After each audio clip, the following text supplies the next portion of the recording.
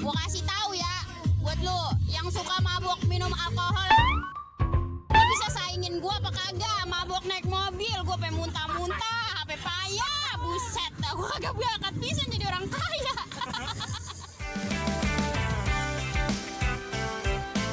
Dengan kemajuan teknologi komunikasi, mudah saja bagi seseorang untuk dikenal halayak luas.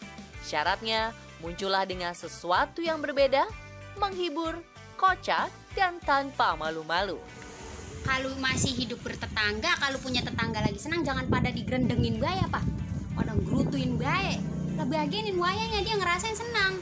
Jalan inilah yang kini sedang ditempuh Mpok Ciul. Wanita berhijab itu seketika menjadi perbincangan seturut viralnya video yang diunggah melalui sebuah aplikasi. Yang membuat sosoknya cepat sohor karena dalam video, wanita bernama asli Wulansari Cantika Putri berbicara dengan logat Betawi yang kental, medok, fasih, serta nyablak. Mpok Ciul tak menyangka kalau beberapa kontennya disukai warganet. Tak sedikit pun berpikir untuk mencari perhatian dan terkenal. Apalagi semua yang disampaikan dalam video adalah pengalaman pribadi yang ditemui dalam kehidupan sehari-hari. Kagak nyangka saya nggak tahu bakalan sampai sepanjang ini gitu, maksudnya jadi panjang ke sini-sini.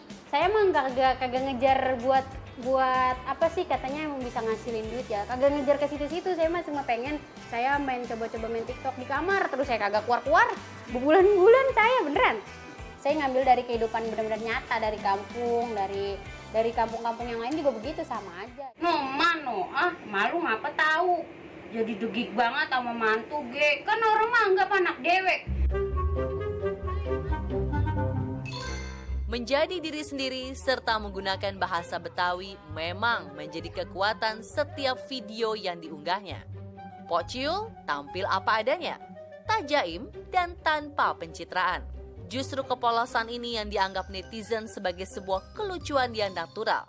Lama-kelamaan, wanita asal Bekasi semakin dikenali sampai akhirnya viral di beberapa platform media sosial. Betawi kental, udah gitu nadanya emang lewer gitu. Betawi kita tuh Betawi bahasanya bahasa lewer. Jadi kalau ngobrol itu ngomong sama temen, mau sama temen di kampung gitu ya kayak gini gitu. Nyablak, gak sama wadon lain baru gitu rasa. Kalau jalan rezeki sudah terbuka, siapa bisa menolak? Begitupun bagi Mpok Ciul. Dari sekedar iseng untuk mengekspresikan diri, kini ia malah ketiban berkah. Popularitasnya di dunia maya dimanfaatkan beberapa produk. Wanita berusia 21 tahun mulai laris di-endorse. Bahasa Betawi Notok menjadi mesin pencetak uang dan memberikannya pendapatan. Endorse banyak, alhamdulillah. Udah banyak. Banyak juga ngirim makanan. Terus kemarin juga lagi kan saya juga sempat dijaga di Marrakas ya.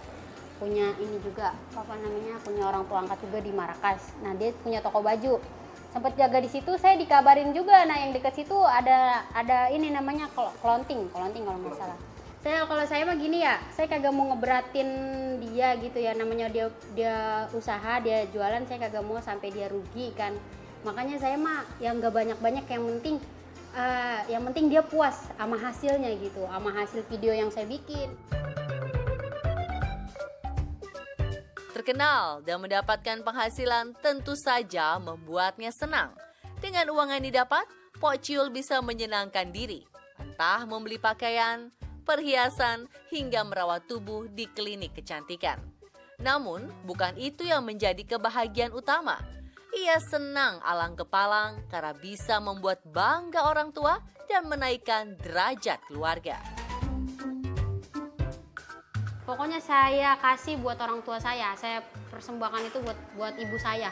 Terutama itu ibu saya, pokoknya target saya itu ngajar buat ibu saya.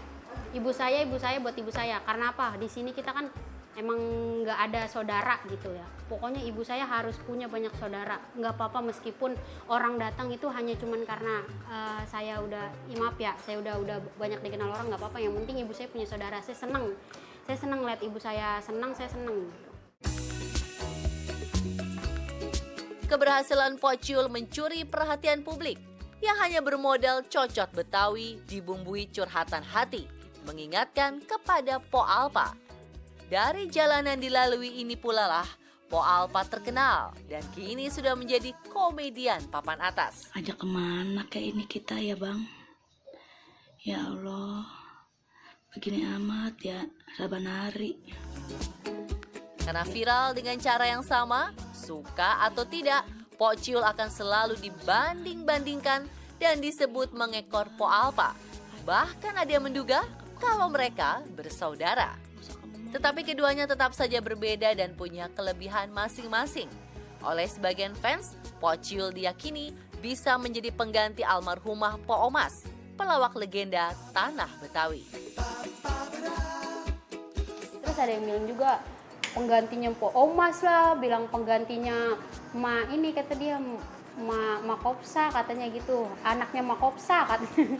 Dibilang juga ada hubungan saudara apa sama Po Alpa kata dia gitu. Banyak yang bilang kayak gitu.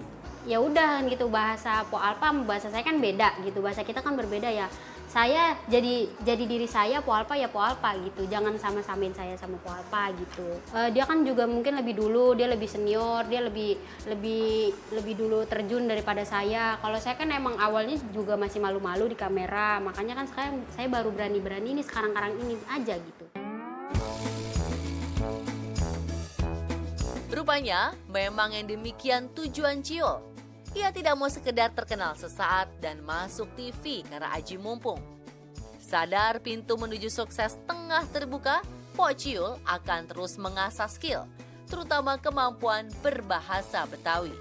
Tidak saja karena bahasa ibu itu yang telah mempopulerkan namanya, juga dalam rangka menjaga tradisi dan budaya Betawi yang mulai kropos dimakan zaman. Target saya sih pokoknya pengen ngembangin ini ya supaya makin berkembang bahasa saya sendiri. Karena saya lihat juga belum ada gitu di dunia artis juga belum ada yang bahasa Betawi yang ngapak banget, yang Jawa campur Sunda gitu kagak ada.